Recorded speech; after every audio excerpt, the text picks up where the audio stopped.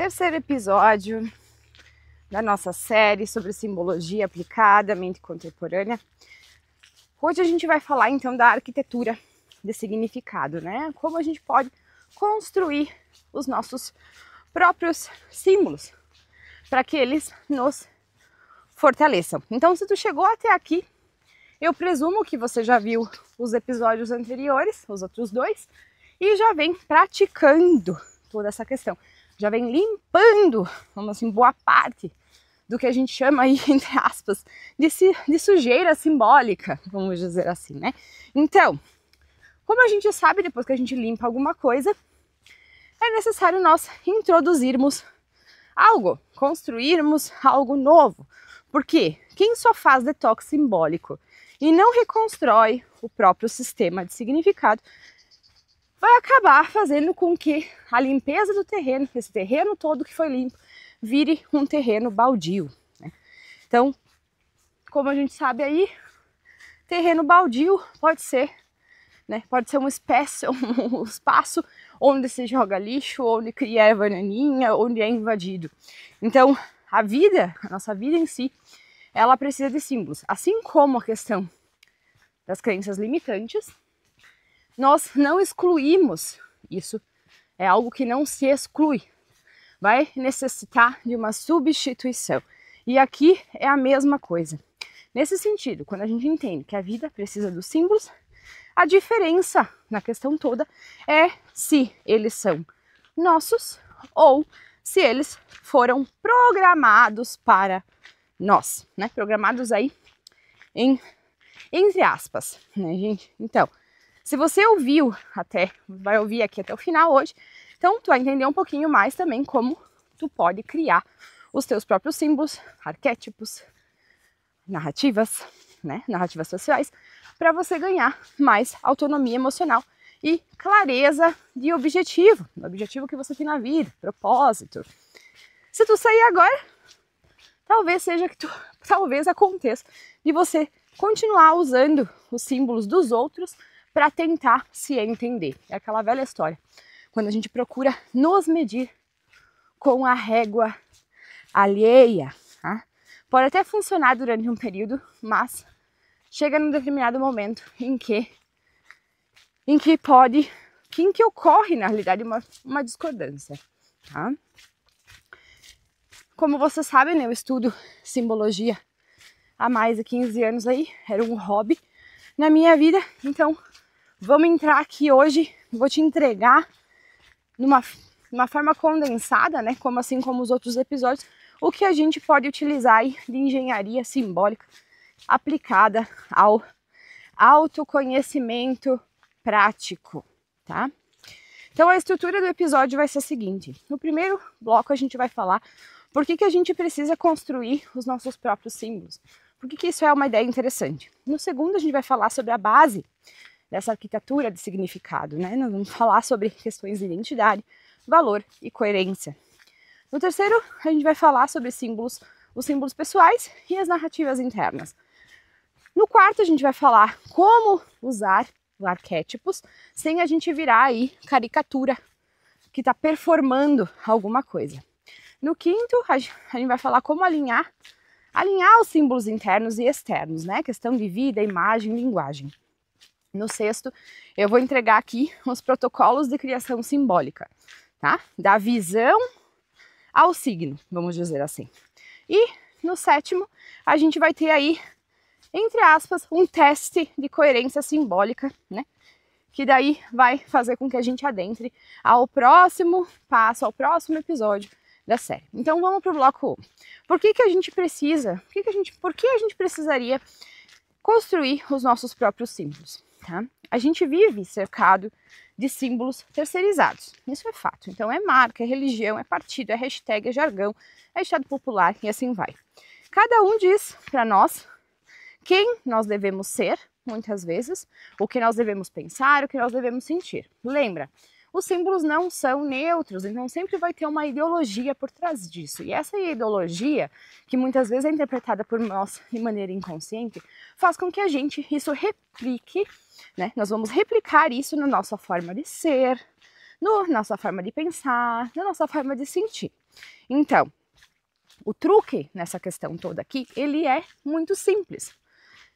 Por quê? Porque quem controla, entre aspas, o símbolo, ele vai controlar o próprio comportamento, a própria concepção daquele símbolo, através da própria intenção,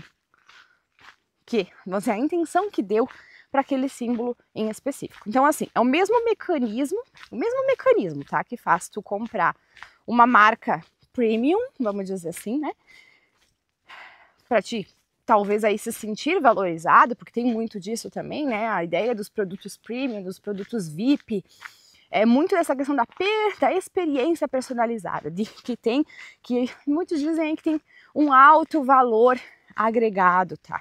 Então, o mesmo mecanismo que faz você comprar esse tipo de experiência, comprar esse tipo de produto para se sentir valorizado, é o mesmo que vai fazer você repetir um discurso, muitas vezes aí de pertencimento, mas sem pensar realmente se você acredita nele. Tem essa questão também. Então, quando a gente cria os nossos próprios símbolos, a gente está recuperando, vou botar aqui entre aspas, tá? A gente está recuperando a nossa soberania psicológica. Estamos recuperando a nossa ideia de alto valor. É como se a gente trocasse o sistema operacional da mente aí, né? A gente deixa de rodar o software social padrão e dá um update para aquele software que nós mesmos estamos procurando programar. Então, ou a gente projeta os nossos símbolos de uma maneira consciente, né? Ou a gente tem pelo menos o conhecimento sobre o que os símbolos estão querendo nos vender, né? Ou a gente acaba sendo muitas vezes um personagem num símbolo que foi desenvolvido por outra pessoa. A gente vai estar só fazendo aquele velho trabalhinho de copia e cola, né? Não estamos nos questionando, não sabemos exatamente se aquilo ali de fato serve para a nossa vida. A gente está se deixando levar simplesmente pela emoção que aquilo desperta, sem nos perguntar se isso é de fato coerente para nós, coerente para a nossa vida, coerente para o nosso objetivo ou não. Passando para o bloco 2. Então aqui a gente vai falar sobre a questão da base da coisa toda, que seria a questão de identidade, questão de valor e as ideias que nós temos sobre coerência. Então, antes de criar qualquer tipo de símbolo pessoal, é sempre muito interessante. Necessitamos de uma base. Assim como tu vai construir um prédio, tu vai precisar fazer a base aí, né? Toda a base tem que ser muito forte para que o prédio, né, seja erguido, que tenha uma estrutura, que tenha uma estabilidade, que não vá ruir tudo depois. Então, assim, nesse sentido, essa base, ela vai se construir, no que nós estamos falando aqui, ela vai se construir com 3 pilares, é uma tríade aí. O primeiro pilar, ele seria a identidade, tá? A identidade, portanto, é o quê? Quem você é, né, quando ninguém está olhando. Esse é o ponto. Não é quem você é quando você está à frente de outras pessoas, no trabalho, na família. Não, é quem você é quando ninguém está olhando. É quando você com você mesmo. O segundo pilar é a questão de valor. O que é aquilo que você não negocia? Tu não negocia. É uma coisa que para você tem um valor grande. Quando eu digo valor, eu não estou falando de preço, tá? E que isso para você é inegociável. Terceiro pilar, questão de coerência, né? O quanto a tua vida reflete o que você diz que acredita. Esses 3 pilares são muito importantes. Por quê? Porque a simbologia pessoal, ela nasce através do atrito entre esses 3 pilares aí. Ela nasce através da interação entre esses pilares. Se um dos pilares falha, o símbolo quebra. Ele não consegue se sustentar. Um exemplo para isso. Vamos dizer que você diz que valoriza liberdade. Liberdade tem alto valor para você. Só que você vive preso em narrativas de aprovação. Você busca aprovação alheia o tempo todo. Então, o símbolo da pessoa autêntica, né, que busca liberdade, autenticidade, vai acabar virando somente uma fachada estética. Ele não se sustenta. A incoerência nesse sentido vai gerar ruído. Sempre vai gerar ruído, vai gerar discordância. E o ruído, ele vai gerar ansiedade. Então, um símbolo utilizado sem coerência, ele é só mais um marketing emocional. Então, é muito importante que esses 3 pilares seja uma coisa que você aí busca. Isso aqui é um processo, não é uma coisa que você vai estar escutando o que eu estou falando e talvez você vai identificar logo de cara. Então é muito importante que você faça um momento de ponderação, de reflexão sobre isso, sobre os teus 3 pilares: identidade, valor e coerência. Vou repetir. O primeiro pilar, que é a identidade, é quem você é quando ninguém está olhando. O segundo é a questão de valor, o que você não negocia de jeito nenhum. E o terceiro é a questão da coerência, o quanto a tua vida está refletindo hoje o que você diz que acredita. Porque entre a gente dizer uma coisa, dizer que acreditamos numa coisa, e entre nós acreditarmos nela, tem uma lacuna bem grande. Tá? Vamos passar para o próximo bloco, tá? Questão de símbolos pessoais e narrativas internas. Tá? Toda pessoa, ela vive uma história. E digamos que essa história, ela é invisível. É aquela narrativa, é a narrativa interna. É a gente se contando o tempo todo uma historinha sobre quem nós somos, o que nós merecemos, o que nós podemos, o que a gente nunca consegue e assim por diante. Tá? Então essa história aí, ela é feita de símbolos também, né? Até porque lembra, símbolo também é palavra, né? Então, boa parte desses símbolos, eles não são nossos. Como assim, Vanessa? Não são nossos porque nós aprendemos a entendê-los como nossos lá atrás da nossa infância, em função de cultura, de religião, de mídia, família, tudo que nós tínhamos, né, ao nosso redor nessa época. Então, os símbolos que a família adotava, nós adotamos como os nossos, em primeira instância, mesmo que depois tenha uma mudança. Os símbolos da cultura, a mesma coisa. Questão de religião, também. Né? Então, a primeira tarefa, normalmente aqui na arquitetura, na ideia da arquitetura simbólica, é a identificação. É a gente identificar quais são os símbolos que estão no comando da nossa história interna. Vou dar um exemplo. Digamos que o símbolo da tua vida é o guerreiro ou a guerreira incansável, sabe? Aquele que mata um leão por dia. Digamos que, se essa é a tua história de vida, se você se identifica, se você adotou isso e você vem com isso ao longo dos anos, pode ser que você seja uma pessoa que não saiba descansar, que tem que ser sempre na atividade, que muitas vezes tem que ser sempre aquela que vai salvar todo mundo, né? Vive aí muitas vezes atraindo pessoas para resgatar. Isso é muito comum. Por quê? Porque a narrativa do guerreiro incansável, né, do herói, né, a narrativa do herói, o que ele faz? Ele vai deixar a própria vida de lado para ir à luta por outros. Nem sempre apenas por si próprio. O herói, digamos que ele tem prazer na busca por uma guerra, por um resgate. E isso me lembra muito a história dos cavaleiros aí da Távola Redonda, né? Aí do rei Arthur, a narrativa do rei Arthur. Por quê? Porque eles passaram anos, desde o início aí do reinado de Arthur, eles passaram sempre guerreando, sempre foi guerra.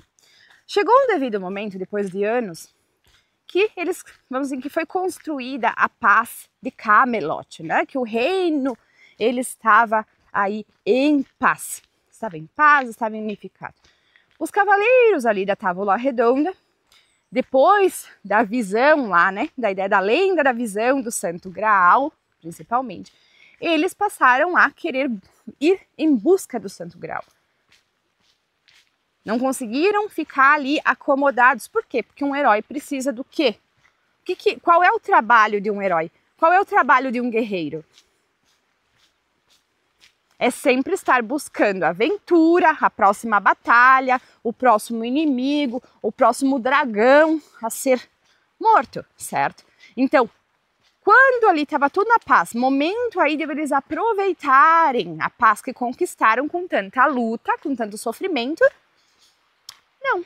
Aí surgiu aí uma próxima e eles foram para lá. Muitos deles, inclusive, morreram nessa busca do Graal.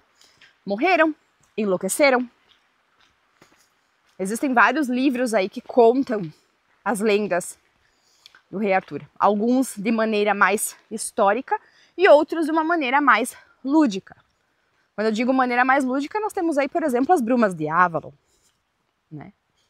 Que é baseada no conto, nos contos do Rei Arthur, mas de uma maneira mais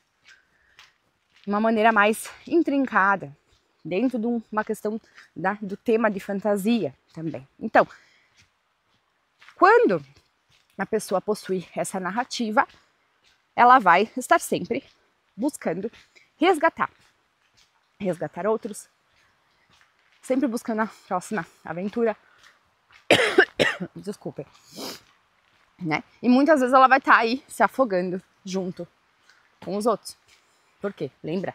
Ninguém dá o que não tem. Se muitas vezes a gente não consegue nem nos salvar de alguma coisa, como é que a gente vai querer se dispor a salvar outras pessoas? Então, assim, o que é muito importante que vocês entendam aqui também, quando eu falo da questão das narrativas, das histórias internas, narrativa não é destino. Não está gravado no mármore. Não quer dizer que você vai ter que replicar isso a tua vida inteira. Isso é só um design.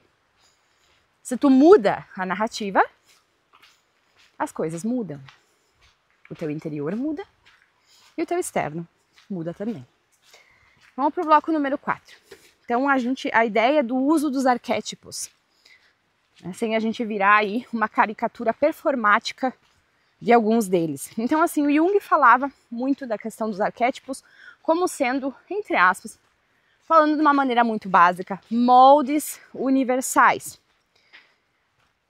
O erro moderno, aqui, quando eu digo erro, seria mais uma questão de distorção.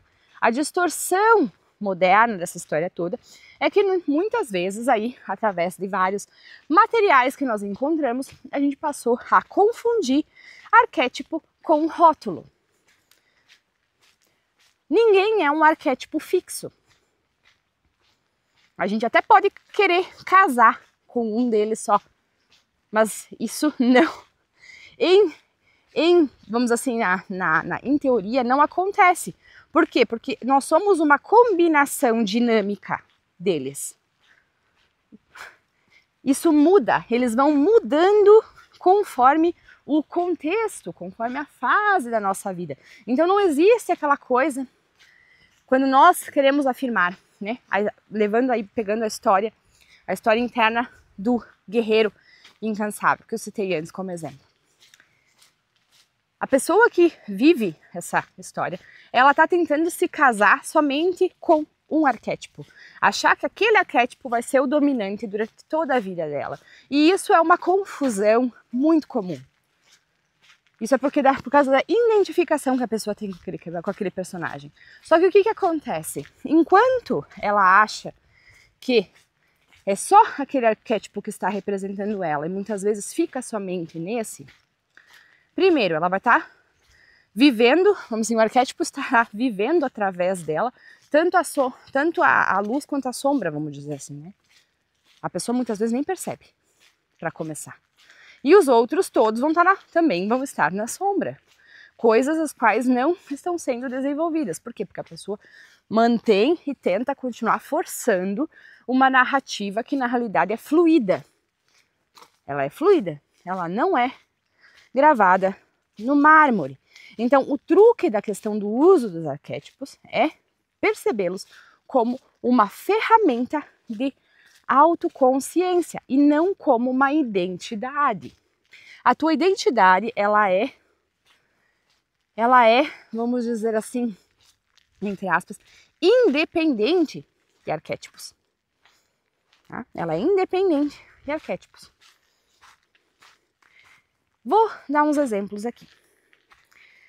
Por exemplo, se a gente quer aprender alguma coisa nova, nós poderíamos estar usando as características do arquétipo do explorador para um melhor aprendizado.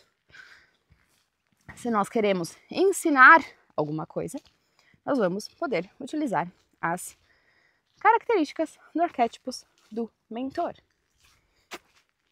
Qualquer semelhança com o que eu estou fazendo aqui não é mera coincidência. Quando a gente quer passar a impor limites, nos posicionarmos, nós podemos utilizar algumas características do arquétipo do guardião.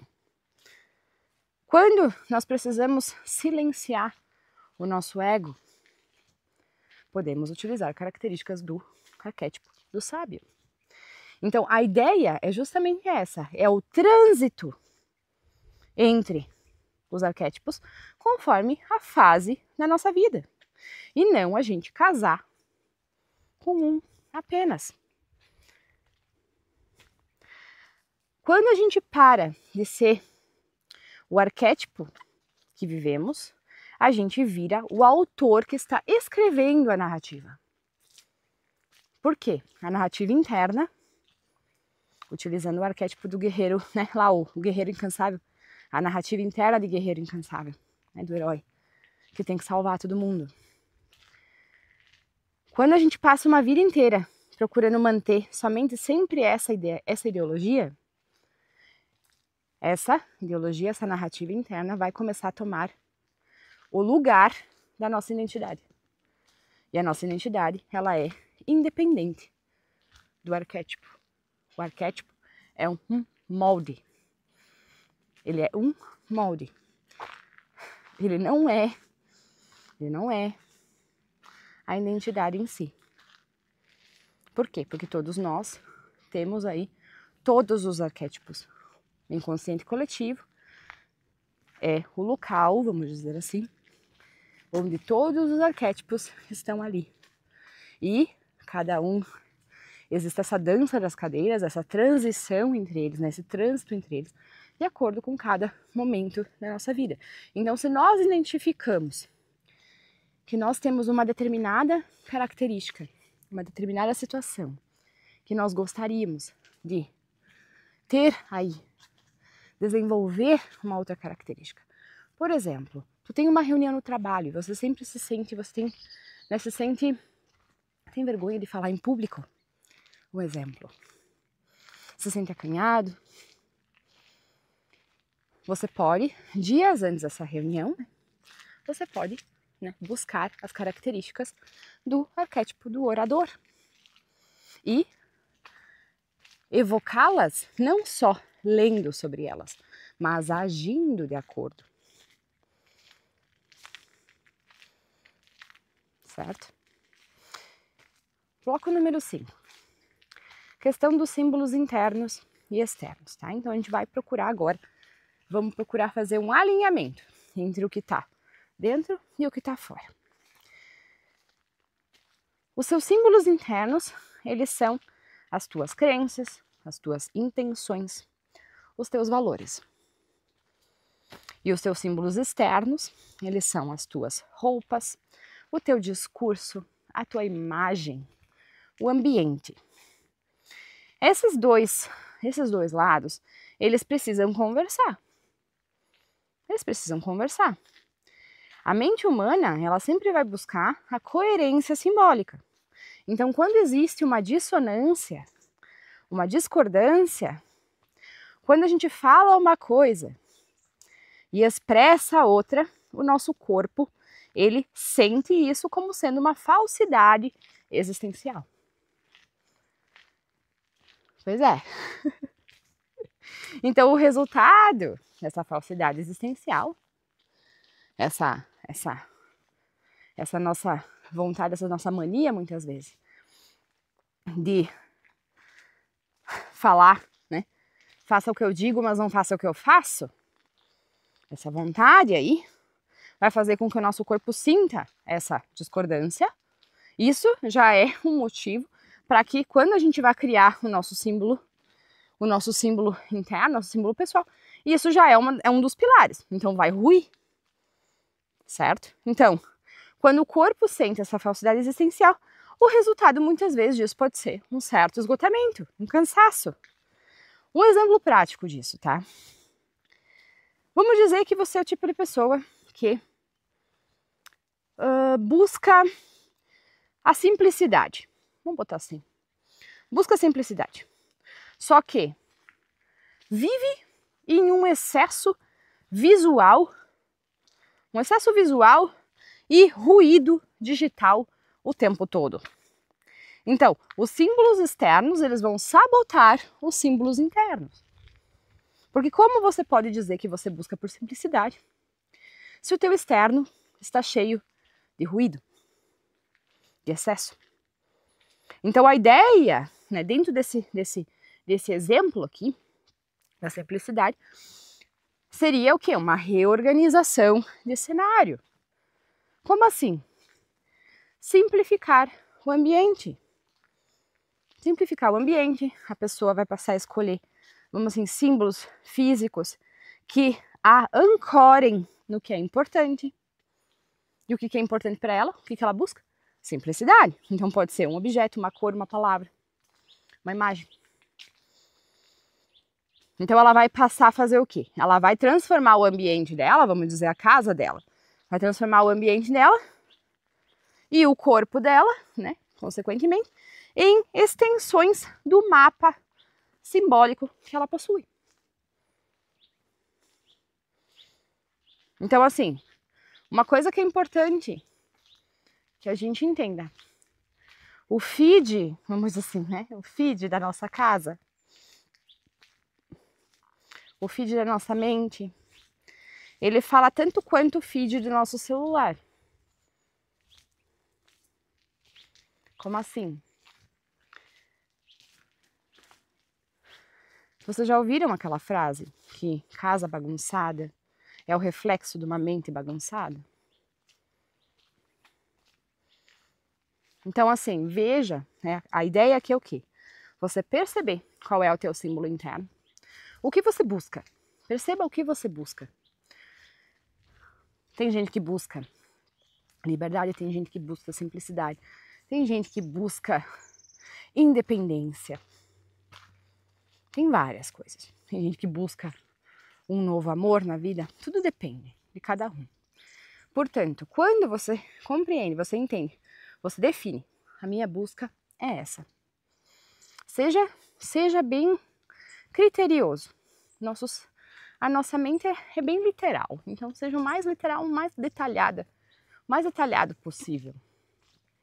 Quando a gente identifica o que nós buscamos, a gente vai passar a transformar o nosso ambiente em ressonância, né? Vamos assim, numa antena que reflete aquilo.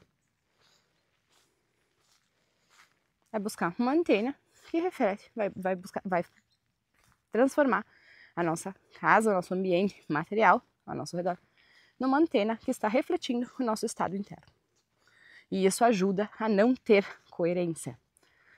Pode lembrar da metáfora, uma casa bagunçada, mente bagunçada e vice-versa.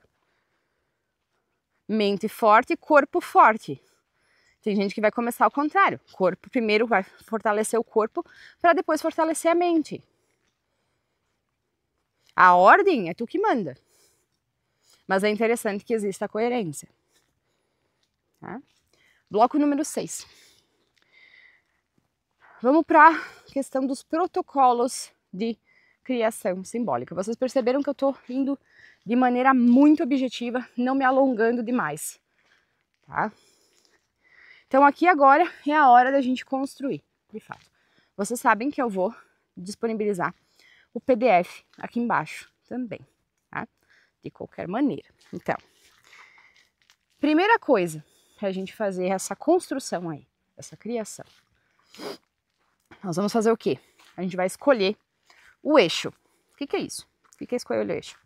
A gente vai definir o tema central da coisa. Lembra que eu falei antes que é o que a gente busca?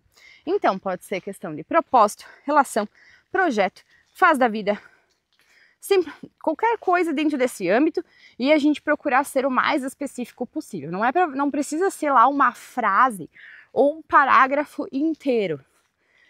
Pegue por palavra-chave. Palavra-chave de maneira direta e específica. A tua mente é literal. Então, um exemplo disso poderia ser equilíbrio nas relações. Coragem de inovar. Silêncio interior. Tá? Esses são só exemplos. Isso é uma coisa que você vai ter que buscar, confabular. Sentar em algum lugar aí, sentar um momento e botar na ponta da caneta. Tá? Não adianta de nada só pensar isso aqui em teoria. Por quê? Porque quando tu tá escrevendo, o teu corpo também tá tendo experiência. E tu vai gravar mais fácil. Segundo passo é a criação de uma linguagem simbólica. Então, o que tu vai fazer? A partir da definição do teu eixo, tu vai associar a isso uma cor, por exemplo, uma forma, um gesto, uma palavra. Tu vai associar isso ao teu eixo. Um exemplo. Quando a gente está falando de estabilidade, tem muita gente que busca por estabilidade. A cor pode ser o azul. Pode ser uma cor azul. Por que azul, Vanessa? Porque azul, normalmente, ele é utilizado, como eu falei no episódio. O azul é muito utilizado, por exemplo, por bancos, né? Dá uma ideia de soberania, de estabilidade. Então, pode usar o azul.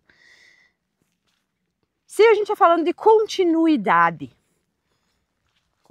pode ser utilizado um círculo. Um círculo não tem começo, não tem fim. Ideia de continuidade. Um gesto para aquilo. Vamos dizer que o teu eixo é o silêncio interior. Tu escolheu o teu eixo como silêncio interior. Uma respiração funda e pausada, leve, que te traga de volta, que te ancore no teu eixo. Uma palavra pode ser mental ou falar em voz alta. O aqui, por exemplo, para você colocar a tua atenção aonde interessa, aonde tu tem o poder, vamos dizer assim, de mudar alguma coisa, que é o aqui. É aqui que você vai mudar alguma coisa. Até mesmo o ressignificar o que aconteceu contigo no passado vai ser feito no aqui e não lá, porque já passou.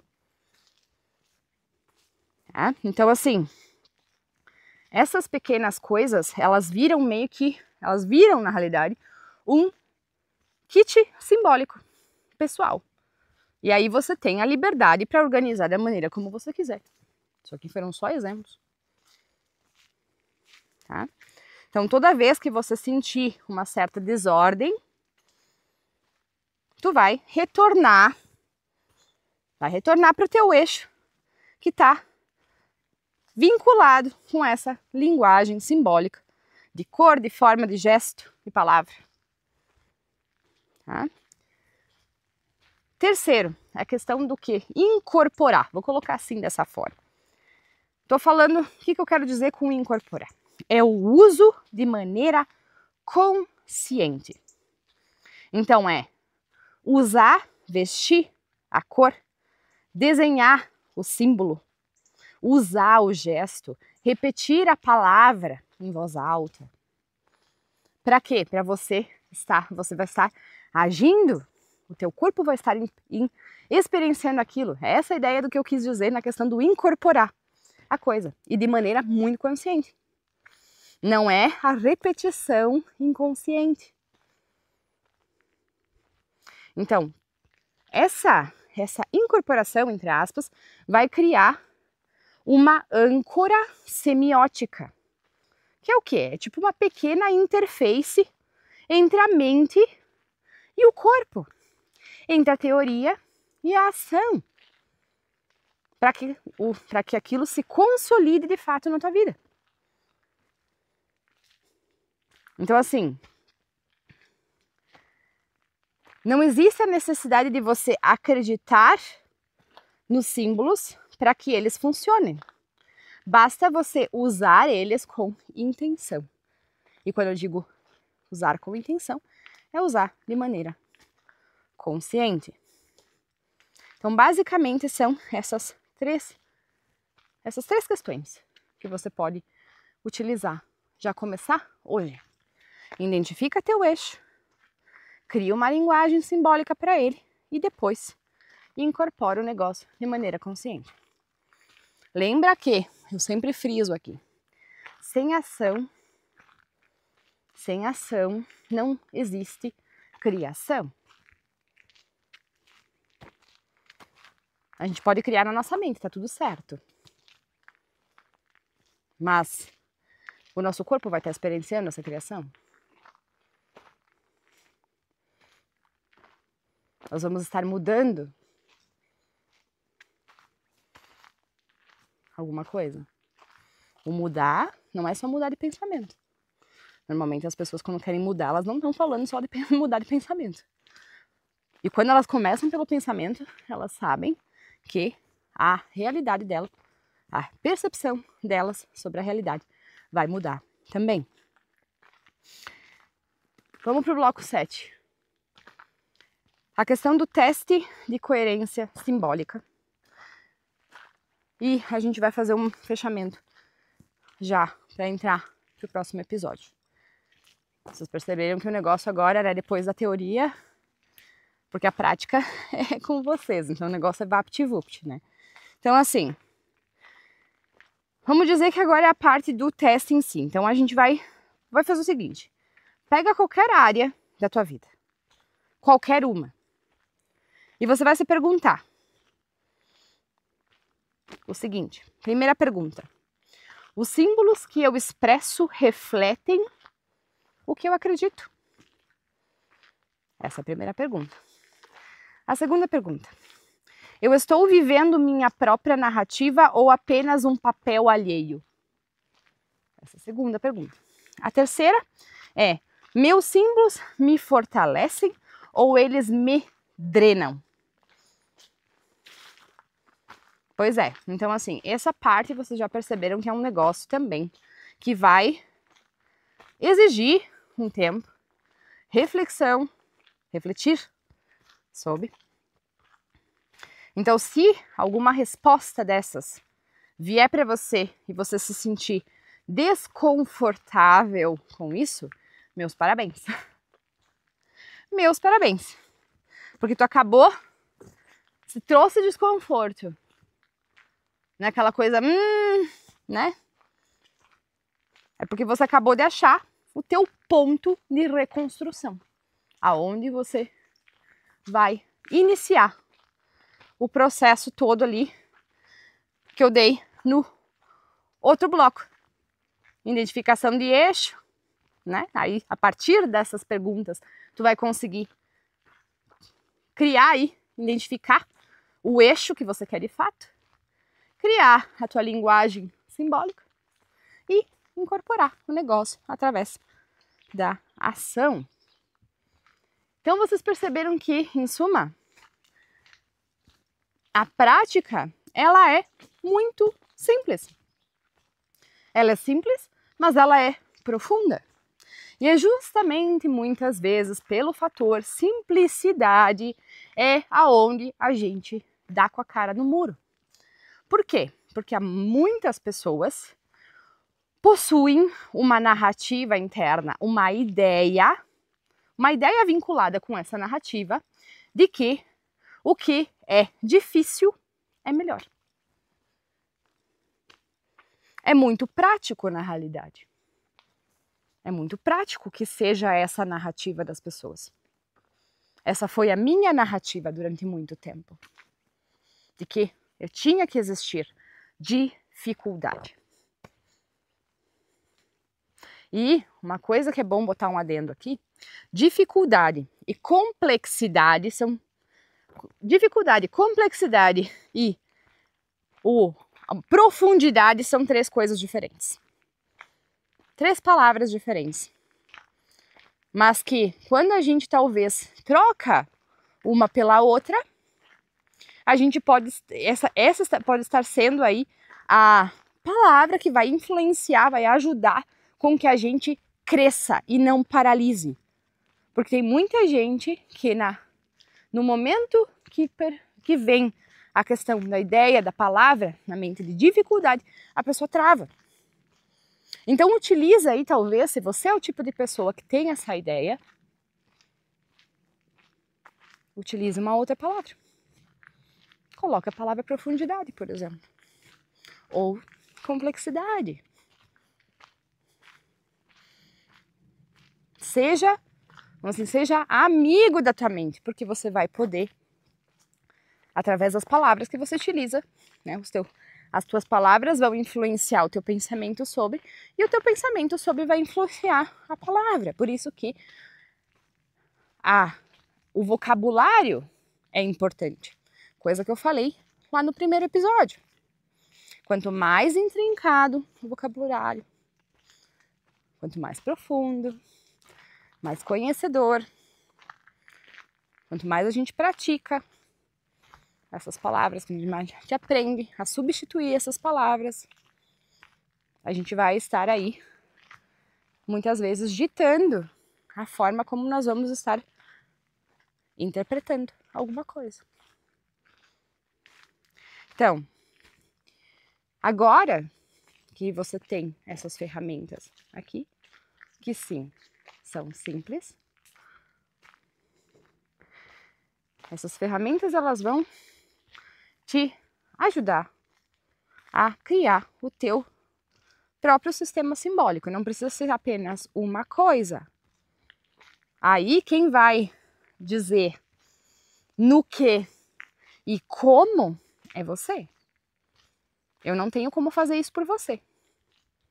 Porque os símbolos que para mim fazem sentido, eles são de acordo com o meu eixo, com os meus objetivos, com as minhas metas. Né? Então, a ideia aqui é que você use essas ferramentas, pode modificar elas, pode, vamos assim, organizar elas da melhor forma possível para a tua rotina. Não tem certo e errado aqui, cara. Não tem certo e errado. Só tenha o cuidado para você vincular elas com um eixo que vai fazer você crescer. Não o contrário, tá? Não o contrário. E nem também aí querer prejudicar os colegas, né? Então ali é uma questão do quê? É muito uma questão de, eu chamo de bom senso, por mais que o bom senso hoje em dia seja relativo, né? Eu acho que tu entende o que eu quero dizer com isso. Tá?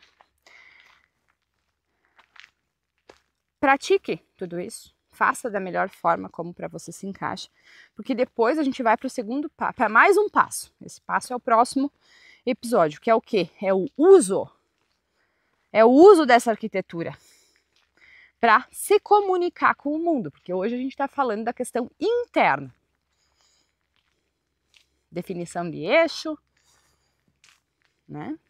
Criação da linguagem simbólica e a incorporação disso para nós. Aí depois a gente vai falar da questão da comunicação com o mundo. Então, próximo episódio vai ser a comunicação arquetípica, o como usar aí a simbologia, para nos nos mostrarmos ao mundo de maneira ética, mas com impacto e propósito.